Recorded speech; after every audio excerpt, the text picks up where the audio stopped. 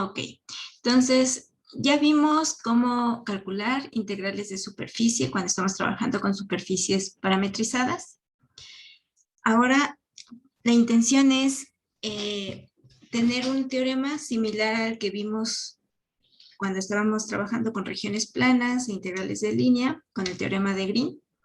Entonces vamos a extender ese teorema a R3 y tener igual una equivalencia entre integrales de línea con integral de superficie. Entonces, para eso, si recordamos qué nos decía el teorema de Green, teníamos que la integral de línea era recorrida con una orientación positiva, es decir, antihoraria.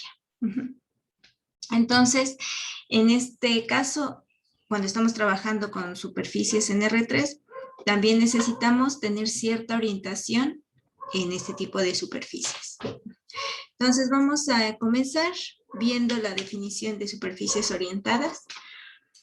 Entonces, vamos a considerar una superficie S que tiene un plano tangente en cada punto en S.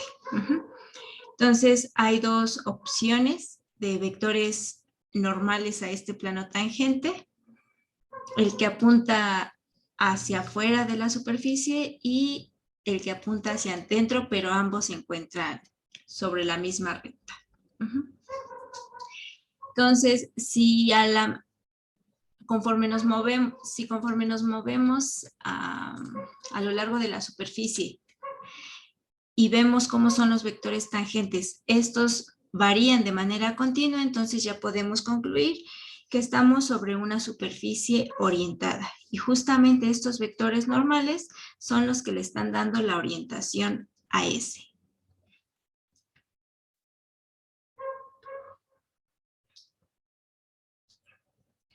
Bueno, entonces, en el caso de superficies donde está descrita a través de una ecuación cartesiana, es decir, una ecuación de la forma z igual a g de xy, esta superficie, si obtenemos una parametrización a través de estas ecuaciones paramétricas y calculamos el vector normal, entonces cuando vimos área superficial y área superficial de superficies paramétricas, en el cálculo determinábamos este producto cruz, que al final este es el que nos da el vector normal. Entonces, calculando el vector normal como este producto cruz de los vectores tangentes, usando estas ecuaciones paramétricas, y normalizándolo, tenemos que siempre cuando consideramos este tipo de parametrización a partir de la ecuación cartesiana de la superficie, el vector normal apunta hacia afuera de la superficie. Si nos fijamos en las componentes de este vector normal, siempre la tercer componente es más k, es decir, más 1 en la tercer componente. La tercer componente es el valor en z, en R3. Entonces, tenemos un valor positivo, eso significa que los vectores apuntan hacia arriba. Entonces, ya que esta componente K es positiva, tenemos una orientación de la superficie hacia arriba. Bueno, cuando vimos funciones vectoriales que describen curvas planas o curvas en el espacio, vimos que estas funciones estaban dadas como R de t, ¿no? O sea, era una función. Era una función R de t. Y si recuerdan, cuando trabajamos con este tipo de funciones, definimos los vectores tangente unitario, normal unitario y binormal. El vector tangente lo obteníamos a partir de la derivación de la función vectorial. Si lo queremos unitario, pues lo normalizamos con respecto a su norma. Entonces, la definición de vector tangente estaba de esta forma y a partir de este podíamos obtener el vector normal. Si era unitario, lo normalizábamos con respecto a la norma del vector tangente unitario en su derivada. Bueno, si generalizamos a funciones vectoriales con dos parámetros, es decir, que están describiendo superficies, si se fijan, la forma de la definición del vector normal es exactamente esta, solo que aquí este vector tangente se obtiene como el producto cruz de los vectores tangentes. Pero vamos, es simplemente una generalización de estas definiciones que vimos en su momento en Mate 2. Bueno, ahora en el caso general donde la superficie no está dada de forma cartesiana, sino mediante una ecuación vectorial, es decir, una ecuación de esta manera, entonces el vector normal unitario le va a proporcionar una orientación a la superficie y el vector normal unitario se calcula de esta manera. Este es el vector tangente normalizado. Entonces, podemos ocupar esta orientación mediante este vector tangente calculado de esta manera, o bien otro vector tangente sería el negativo de este. Cuando consideramos el negativo, vamos a decir que la orientación de la superficie es hacia abajo. Entonces, una orientación hacia arriba se vería de esta manera, son como vectores que empiezan en la superficie y se alejan de ella, se van como hacia la parte superior de la superficie y los vectores opuestos a estos, los negativos de estos, lo único que cambia es la dirección, ¿no? Serían vectores igual, normales a los planos tangentes en estos puntos, pero que apuntan hacia el centro del sólido que envuelve esta superficie. Entonces, bueno, ya tenemos definido cuando hay una orientación dada a una superficie y esa orientación siempre nos las va a estar dando el vector normal.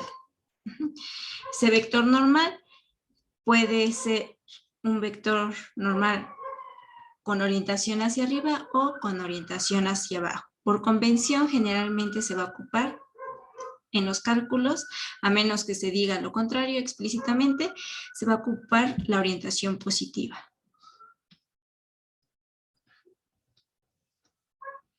Entonces, para una esfera con centro en el origen y radio A, por ejemplo, tenemos una función vectorial que me describe esta superficie usando las coordenadas esféricas. Entonces, una parametrización de la esfera está dada de esta manera. Entonces, ¿cuál sería el vector normal? Usando por convención este cálculo para la obtención de los vectores normales y por tanto la orientación de esta superficie, necesitamos calcular primero los vectores tangentes, es decir, las derivadas con respecto a phi y con respecto a teta de esta función vectorial y posteriormente multiplicarlas a través del producto cruz y sacar su norma. Entonces eso ya lo hemos hecho cuando estuvimos trabajando también con área superficial. Hicimos este cálculo y obteníamos que el producto cruz de estos vectores tangentes era esto y la norma, que es la raíz cuadrada de cada componente al cuadrado, me daba este resultado. Entonces, de acuerdo a la definición de vector normal, la orientación inducida por esta parametrización va a estar definida con el vector normal unitario de esta manera. Entonces, dividimos las componentes de este vector entre este valor. Entonces, si se fijan, en las tres componentes aparece el término a cuadrada y seno cuadrado. Entonces, estas a cuadradas con un seno en cada término se va a ir con este. Y nada más nos va a quedar, por tanto, seno de phi coseno de teta y más seno de phi, seno de teta j más coseno de phi. Si nos fijamos en la parametrización de la esfera, vemos que prácticamente es el mismo resultado. Lo único que cambió fue que aquí en el vector normal no tenemos este escalar A, que es el radio de la esfera. Pero de ahí en fuera es exactamente el mismo tipo de vector. Entonces, el vector normal unitario es 1 entre A del vector posición de la función vectorial que me describe la esfera. ¿Esto qué me está diciendo? Bueno, que si nosotros graficamos estos vectores posición, me van a ir describiendo todos los puntos sobre la esfera, ¿no? Estos vectores posición en esta descripción paramétrica de la esfera empiezan en el origen y terminan en la frontera de la esfera. Ahora, si a partir de estos puntos en la frontera calculamos el vector normal, va a ser un vector con la misma dirección que el vector posición correspondiente, simplemente afectado por este escalar. Pero el vector normal apunta en la misma dirección que el vector tangente.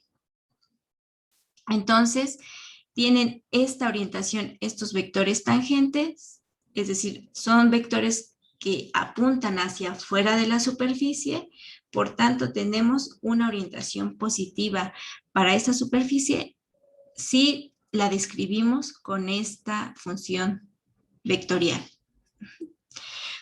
Si nosotros queremos darle una dirección negativa, donde los vectores normales apunten hacia el centro de la esfera, lo único que tenemos que hacer es multiplicar por menos este vector.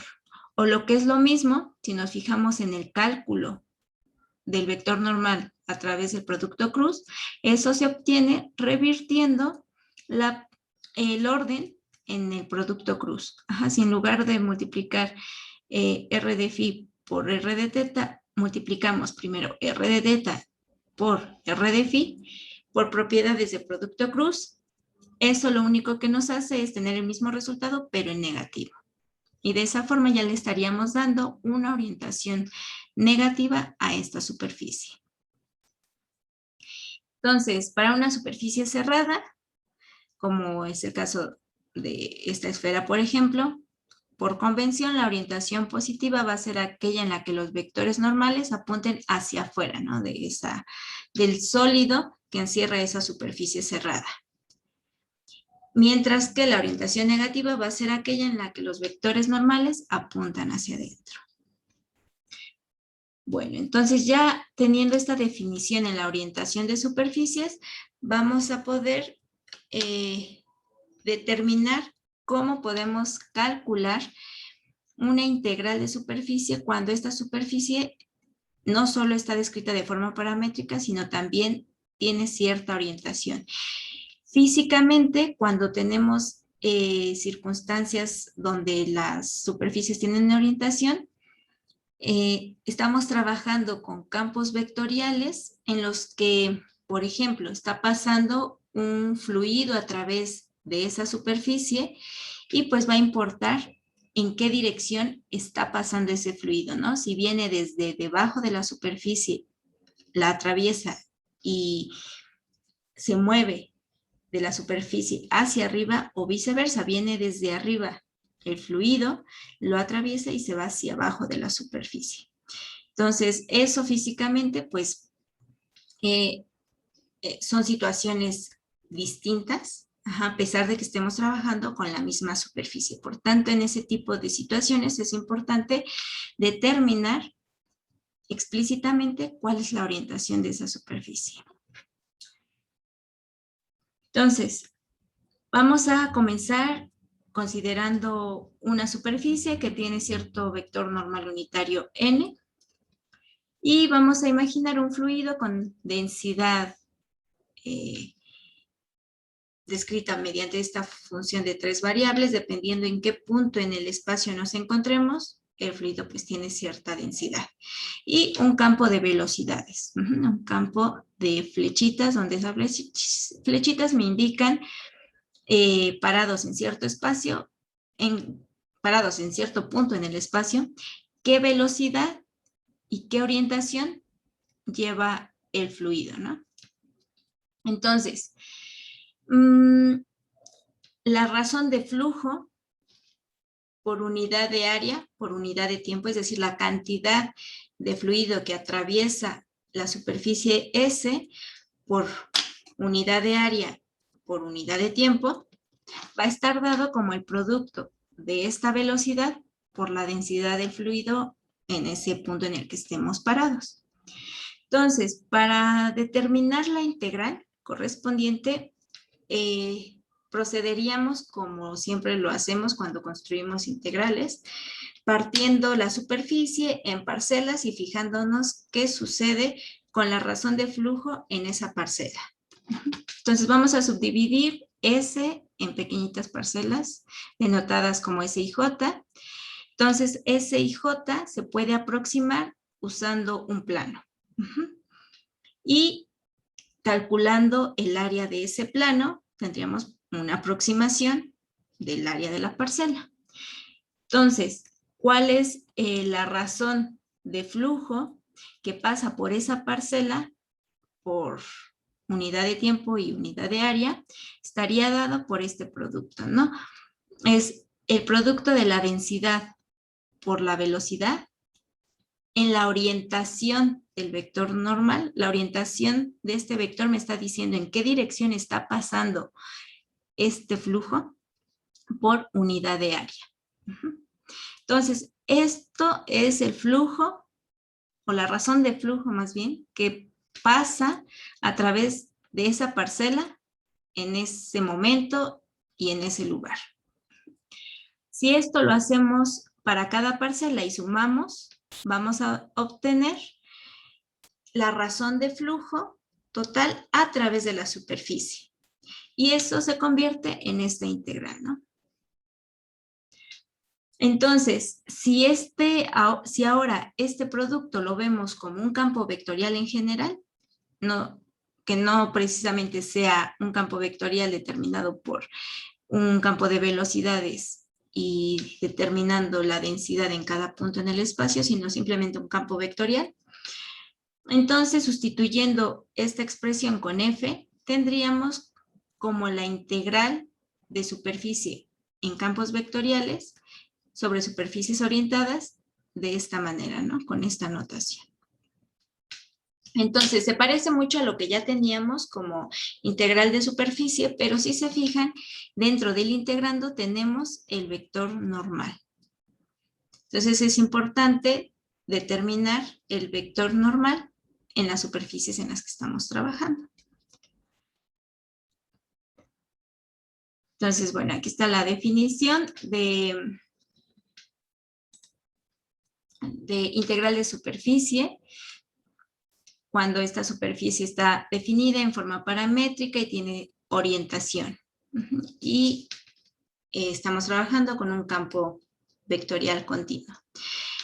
El resultado de esto en términos físicos se le conoce como flujo de F a través de S.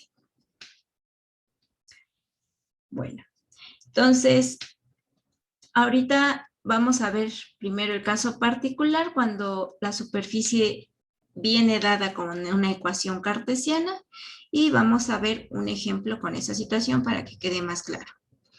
Entonces, en el caso particular, cuando tenemos que la superficie tiene esta forma y supongamos que el campo vectorial está definido con estas funciones componentes, entonces, por definición, la integral de superficie de este campo vectorial sobre esta superficie está dada de esta manera, donde el integrando es el producto punto del campo vectorial a lo largo del vector normal. En términos de componentes, F es este vector, PQR, punto, ¿y quién es el vector normal? Cuando estamos en el caso particular de superficies con ecuaciones cartesianas, acabamos de ver que el vector normal está definido de esta manera. Entonces, esto lo ponemos aquí en n, ponemos la sustitución del cálculo del vector normal y el diferencial de S. El diferencial de S es el área de las parcelas. Entonces, cuando vimos área superficial, vimos cuánto vale eso. Y en el caso de superficies con ecuaciones cartesianas, ese diferencial de área estaba dado por este radical. Entonces, haciendo esta operación, vemos que este denominador se iría con este numerador, o sea, esto es 1, y nada más nos queda el producto punto de este vector con este vector. Hacemos el producto punto, es el producto componente a componente, y sumando esos términos, entonces tendríamos P por menos esta parcial, que es este término, más Q por menos esta parcial, es este término, más R por 1, que es R. Y entonces, en este tipo de situaciones en las que la superficie viene en ecuación cartesiana, la integral de superficie quedaría como esta doble integral, donde la región de integración es el dominio donde se mueve X y Y, que son mis parámetros. Entonces vamos a hacer un ejemplo para que quede más claro. Vamos a evaluar la integral de superficie, donde el campo vectorial está dado de esta manera, y esa es la frontera de la región sólida que está envuelta con esta superficie y que corresponde al paraboloide z igual a 1 menos x cuadrada menos y cuadrada y el plano z igual a 0. Entonces, lo primero que hay que hacer es visualizar la región. Vamos a graficar z igual a 1 menos x cuadrada menos y cuadrada. Entonces, se ve de esta manera. Abre hacia abajo porque tenemos signos negativos en x cuadrada y cuadrada. Y está el vértice a una altura de 1. Y por debajo tenemos la cota en el plano z igual a 0, es decir, el plano XY. Entonces, tenemos esta superficie, que es la unión de dos superficies, el piso y esta cúpula, ¿no?, que viene dada por el paraboloide.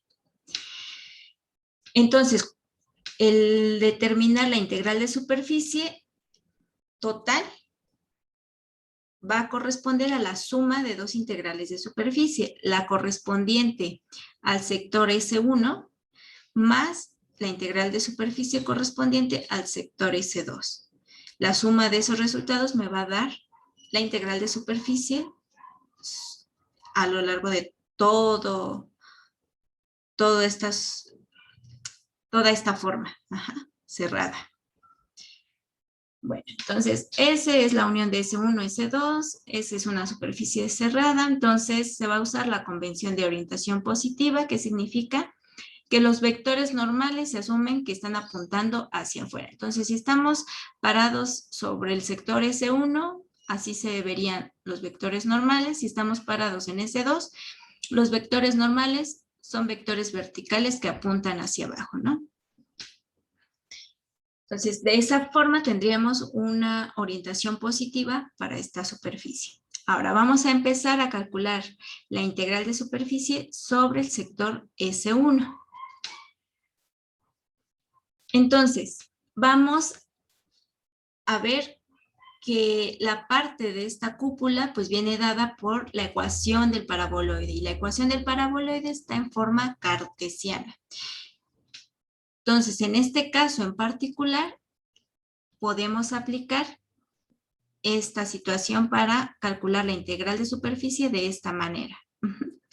Mi ecuación cartesiana z igual a g de xy está dada por la ecuación del paraboloide. Entonces, para S1 usamos g de xy igual a 1 menos x cuadrada menos y cuadrada Y vamos a calcular la integral de superficie de esta manera. Entonces, necesitamos P, Q, R, que son las funciones componentes del campo vectorial. Ahora, mi parametrización, como estamos trabajando con una ecuación, con una superficie con ecuación cartesiana, la parametrización usual es de esta manera, ¿no? Las ecuaciones paramétricas son x igual a x, y igual a y, z igual a la función cartesiana. Mis parámetros son x y y. Entonces, ya tengo la ecuación g, necesito las parciales con respecto a cada uno de los parámetros. Entonces, la parcial de g con respecto a x es 0 menos 2x menos 0, porque en términos de x esto sería una constante. Y la parcial de g con respecto a y sería 0 más 0, porque esto sería una constante en términos de y menos 2y. Ahora,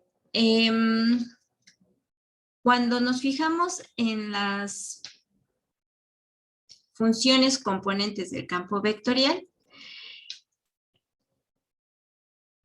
tenemos que cuando queremos calcular la integral de superficie, si recuerdan de la clase pasada, teníamos que evaluar la parametrización en el campo vectorial, así como lo hacíamos cuando calculábamos integrales de línea, ¿no?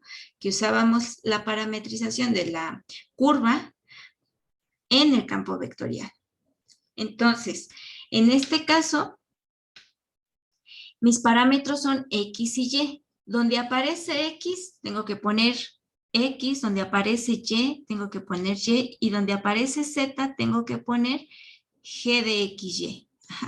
Hacer eso es estar evaluando esta parametrización en el campo vectorial.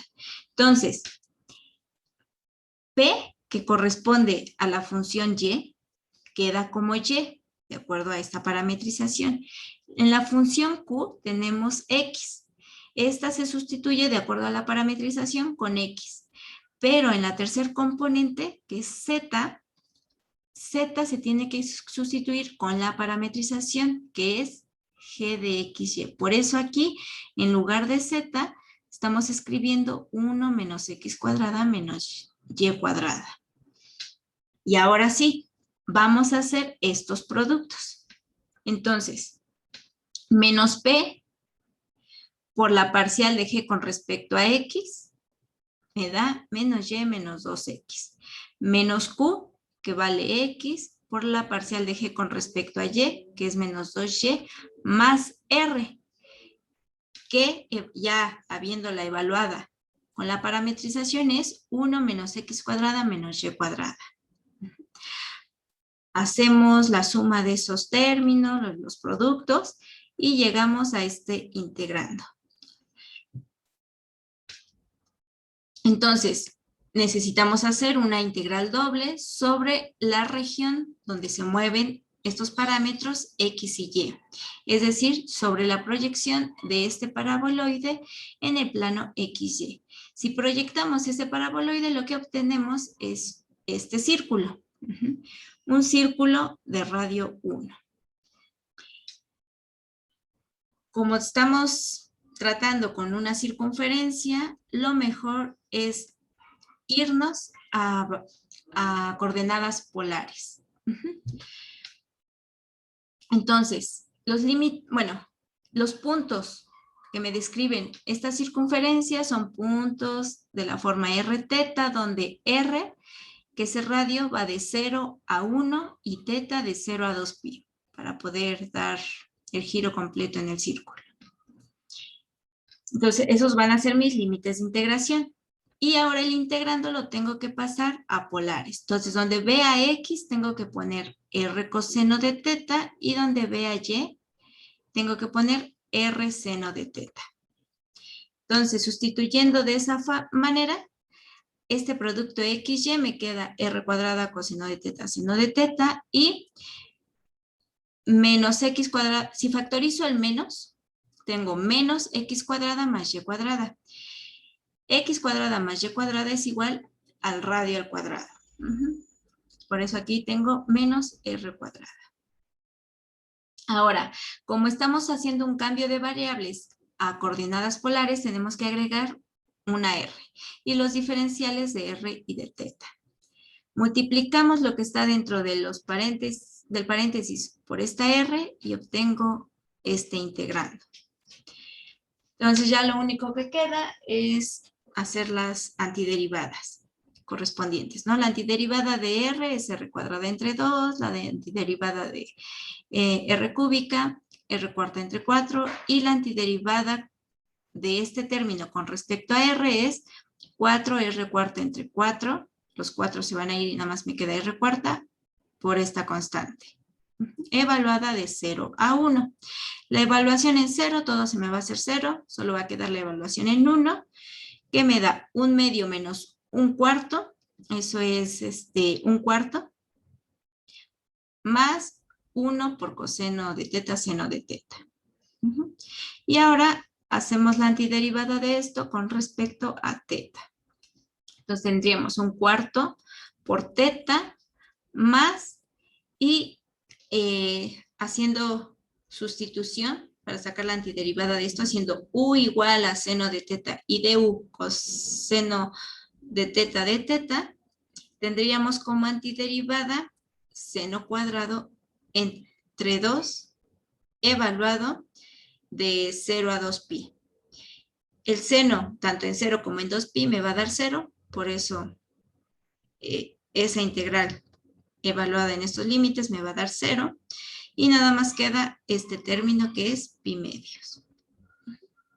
Entonces, hasta aquí hemos realizado la integral de superficie en la parte superior, en S1. Ahora hay que calcular la integral de superficie en S2. Entonces, en S2, el vector normal tiene componentes 0, 0, menos 1, porque son vectores verticales. Y para que sea unitario, pues necesitamos que esa tercer componente tenga valor 1. Como apuntan hacia abajo, menos 1.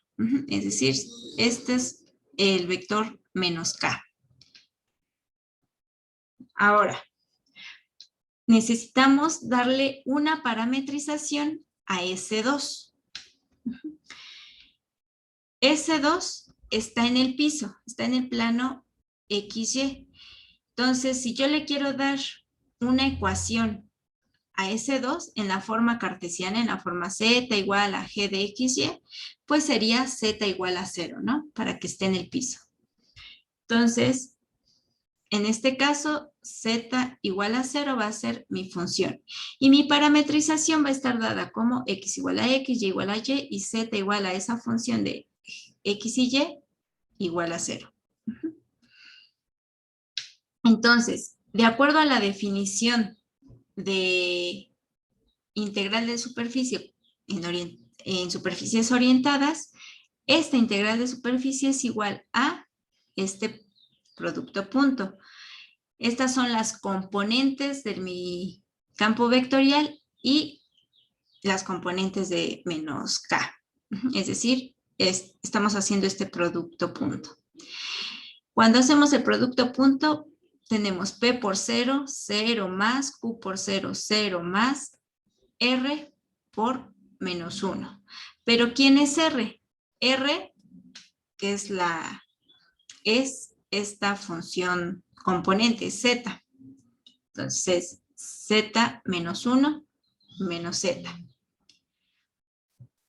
Ahora tenemos que evaluar la parametrización en esta función, en el campo vectorial.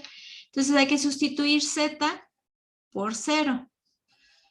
Entonces tenemos un integrando 0. Cualquier función 0 que se integre me va a dar como resultado 0. Por tanto, en este caso, la integral de superficie sobre S2 es 0. Y finalmente, la integral de superficie sobre toda la superficie cerrada, esta, es la suma de estos dos resultados, de pi medios y 0.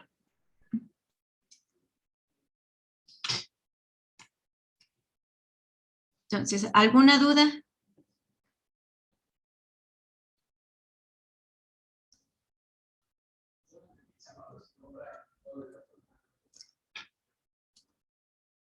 Okay.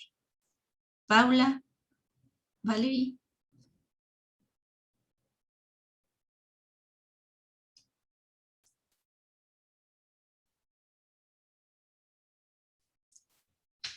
Bueno, entonces ahorita vamos a hacer otro ejemplo, pero en el caso de que la superficie está dada no en términos de ecuación cartesiana, sino vectorial.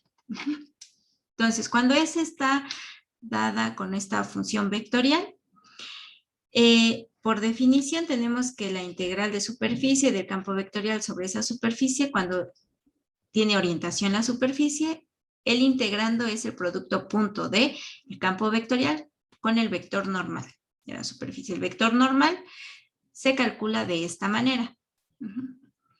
Ahora, el diferencial de superficie, que es el área superficial, cuando tenemos funciones vectoriales, está dada de esta manera. Si no se acuerdan, vayan a área superficial, que lo vimos la clase pasada o antepasada, y teníamos esto.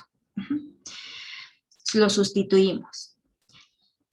Aquí, nuevamente, cuando hacemos las operaciones, este denominador con esto es un 1. Entonces, nada más nos queda el producto punto de el campo vectorial evaluado en la parametrización punto este producto cruz, este vector normal. Y esto ya es una integral doble donde los límites de integración están definidos en los intervalos donde se mueven mis parámetros u y b. Entonces vamos a hacer un ejemplo. Vamos a encontrar el flujo del campo vectorial definido de esta manera, que pasa a través de la esfera unitaria, que tiene ecuación cartesiana. Esta, ¿no? Es una esfera con centro en el origen y radio 1. Entonces, vamos a usar la parametrización, la función vectorial, para esta esfera. Entonces, esa está dada de esta manera, usando como ecuaciones paramétricas las coordenadas esféricas, ¿no? Entonces, como tenemos radio 1 aquí, en lugar de rho, pues vale 1. Mis parámetros son los ángulos phi y teta. Phi se mueve de 0 a pi y teta de 0 a 2 pi. Entonces, el producto cruz de los vectores tangentes me da este resultado. Ahora, usando esta parametrización, necesitamos calcular la evaluación del campo vectorial en esa parametrización. Entonces, vemos las funciones componentes del campo vectorial. Donde aparece z, tengo que poner la función paramétrica correspondiente, en este caso es coseno de phi. Donde aparece y, tengo que poner la función paramétrica correspondiente, que es esto. Y donde aparece x, tengo que poner esto. Entonces, la evaluación del campo vectorial con la parametrización queda de esta manera. Entonces, ya nada más necesito multiplicar a través de producto punto este vector con este vector, ¿no? Para tener el integrando.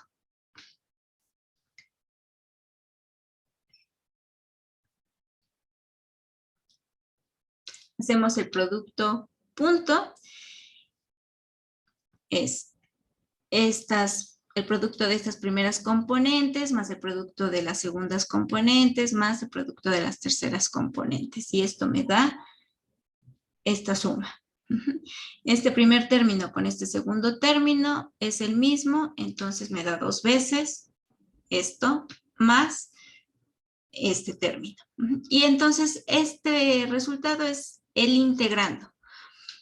Los límites en las integrales son los límites donde se mueven los parámetros. Dijimos que phi se mueve entre 0 y pi y teta entre 0 y 2pi. Entonces ya a partir de aquí ya es una integral doble, como las que conocemos. Entonces integramos primero con respecto a phi. Podemos primero separar esta integral en la suma de dos integrales dobles, por esta suma. Entonces tendríamos esta conformación y podemos observar lo siguiente. En este término es el producto de dos funciones. Esta función 2 seno cuadrado de phi coseno de phi y esta función coseno de phi. Esta primera función solo depende de phi, mientras que coseno de teta solo depende de teta. Como con ese tipo de característica en el integrando, esta integral doble se puede ver como el producto de dos integrales simples, la que depende solo de phi y la que depende solo de teta, ¿no? Entonces, esto se puede escribir de esta manera. Este 2 lo sacamos de las integrales. Ahora, en este segundo término, es decir, ya separado en una doble integral, tenemos la misma situación. Tenemos el producto de seno cúbico de phi y seno cuadrado de teta. Este seno cúbico solo depende de phi, mientras que este seno cuadrado solo depende de teta. Entonces, esta doble integral la podemos escribir como este producto. La integral que solo depende de phi y la integral que solo depende de teta. Bueno, ahora sí, vamos a calcular cada una de estas integrales. Entonces, para la primera, podemos aplicar sustitución. Hacemos u igual a seno de phi. Entonces, du es todo esto, coseno de phi de phi. Entonces, este integrando nos quedaría u cuadrada de u. La antiderivada de u cuadrada es u cúbica entre 3, pero u, ¿quién es? Seno de phi. Entonces, es seno de phi cúbico entre 3 evaluado de 0 a pi. Ahora, por esta integral, ¿cuál es la antiderivada de coseno? Seno. Entonces, seno evaluado de 0 a 2pi. Más, y para calcular esta integral, vamos a separarla en el producto de seno cuadrado por seno. Y en este integrando, en esta cuarta integral, este seno cuadrado, como está solito, aplicamos la identidad de doble ángulo. Entonces, antes de seguir con el cálculo de estas dos integrales, vamos a hacer estas evaluaciones. Entonces, seno de 0, pi, 2pi, 3pi, etcétera, siempre vale 0. Entonces, seno de pi y seno de 0 me va a dar este término 0. Y además este también, evaluado en 2pi en 0, me va a dar 0. Entonces, todo esto vale 0. Ya nada más me quedan estas dos integrales.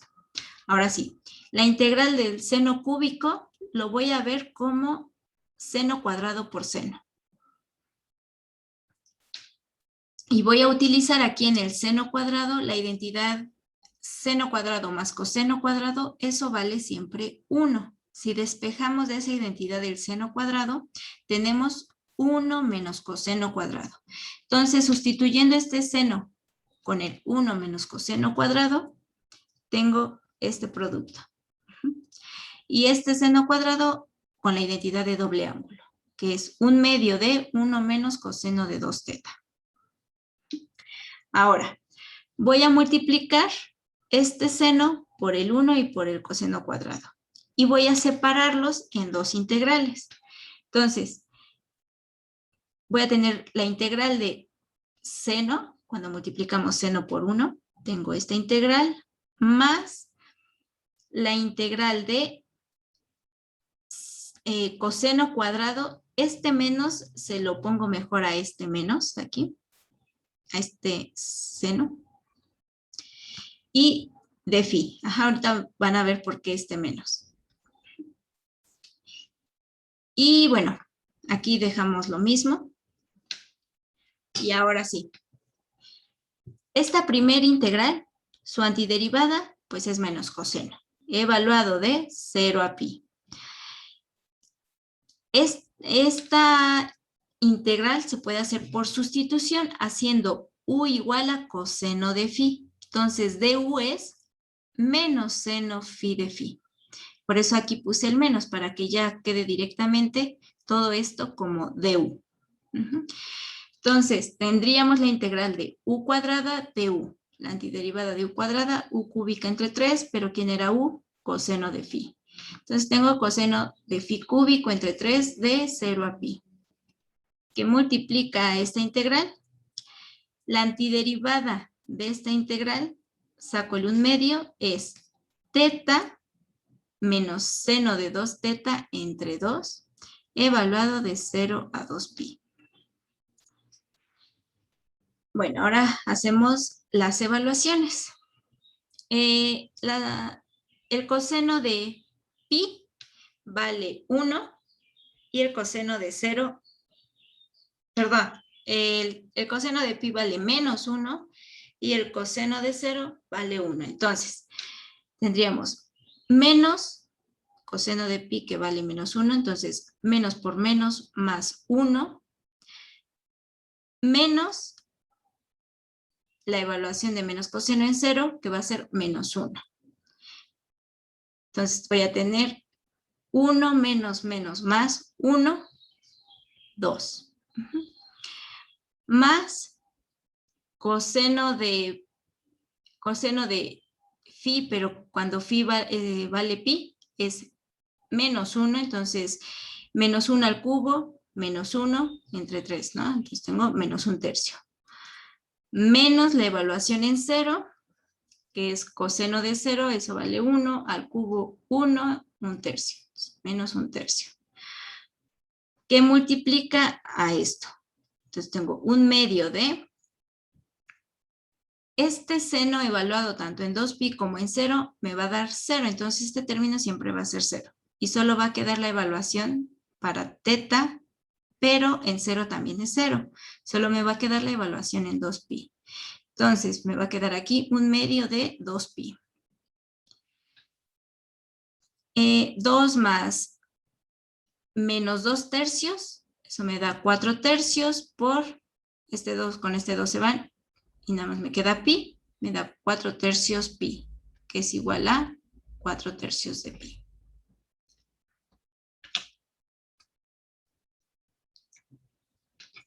Entonces, hasta aquí, ¿todo bien?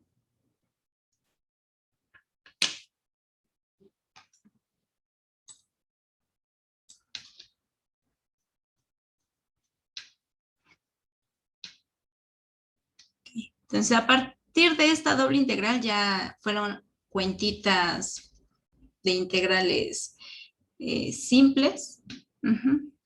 Y bueno, se estará aplicando sustitución o a lo mejor antiderivadas directas, etc.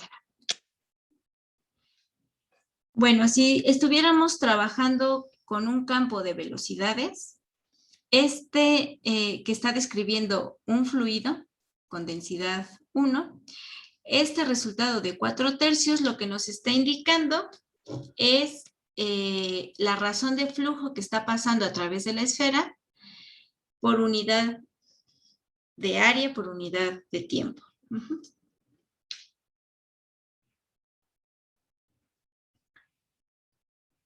Bueno. Entonces, hasta aquí corresponden los temas a la tarea 6. Y a partir de aquí, pues ya solo nos queda ver 2 teoremas para terminar el curso. Que son las extensiones o las versiones extendidas al teorema de Green.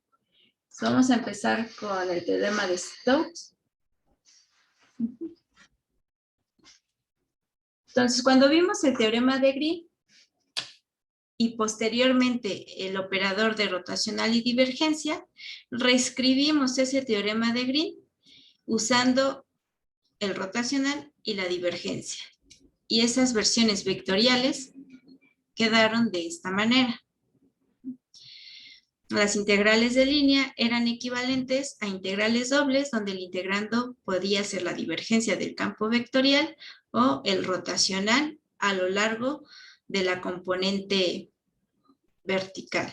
Ajá. Bueno, aquí lo importante es que nos están relacionando la integral de línea, una integral de línea con una integral doble, ¿no?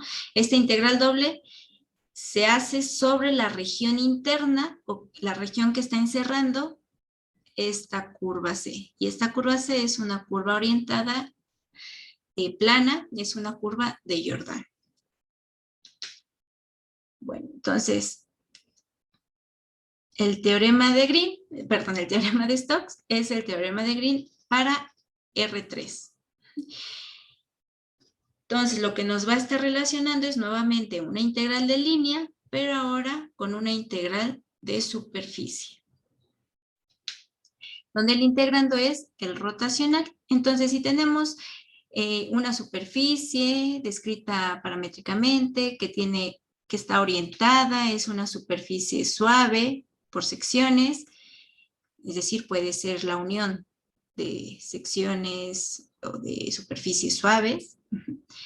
Y esta superficie está acotada por una curva suave, también por secciones, simple y cerrada, pero en el espacio no es una superficie plana, no es una curva plana, es una curva en el espacio. Y además el campo vectorial tiene funciones componentes con derivadas parciales continuas sobre la superficie, entonces tenemos la equivalencia. Al igual que en el teorema de Green, aquí también es importante el recorrido a lo largo de la superficie y a lo largo del contorno de esta superficie. Entonces, si consideramos S con orientación positiva, eso me induce una orientación en la frontera, en C. La orientación que induce es una orientación positiva, es decir, si nosotros camináramos a lo largo de la frontera de la superficie, imagínense la superficie como una sábana, entonces vamos a caminar en el contorno de la sábana, siempre va, y nuestra cabeza apuntando según el vector normal de la superficie, entonces la región siempre va a quedar del lado izquierdo de nosotros, como sucedía en el teorema de Green. Entonces, cuando tenemos esa orientación hacia afuera, que los vectores normales en la superficie apuntan hacia afuera, la frontera va a tener una orientación positiva. Y entonces podemos aplicar esta equivalencia.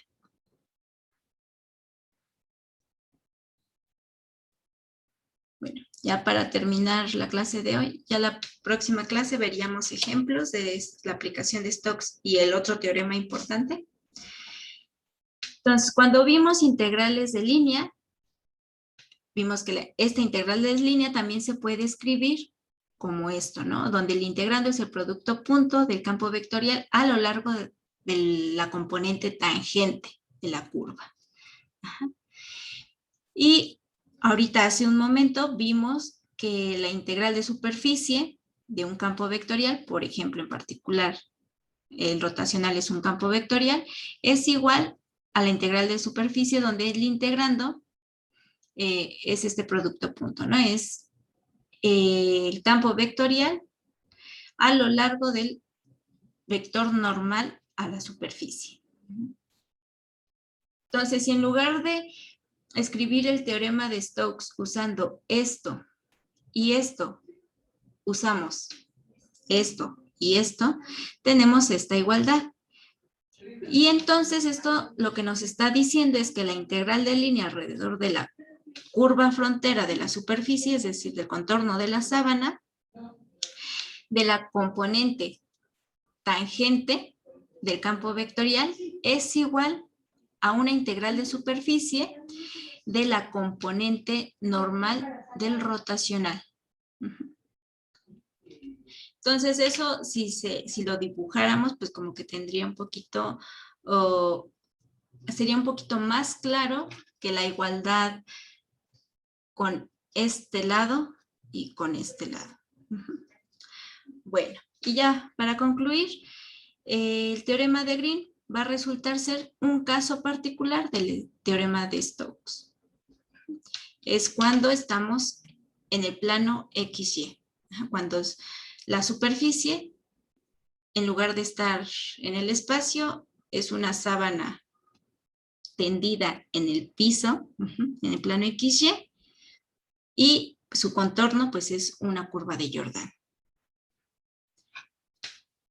Bueno, chicos, ¿dudas hasta aquí?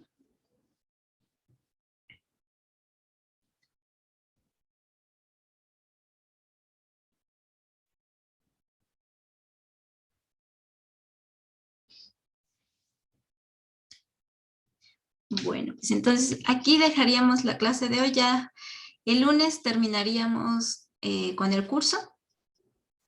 Veríamos ya las aplicaciones directas de este teorema de Stokes y el otro que vamos a ver, que es el teorema de la divergencia o el teorema de Gauss.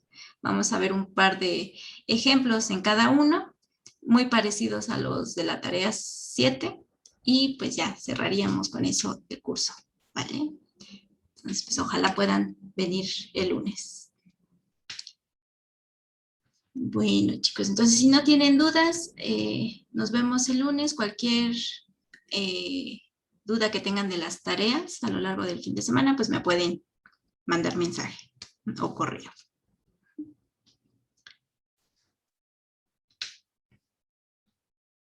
Bueno, muchachos, entonces buen fin de semana. Se cuidan.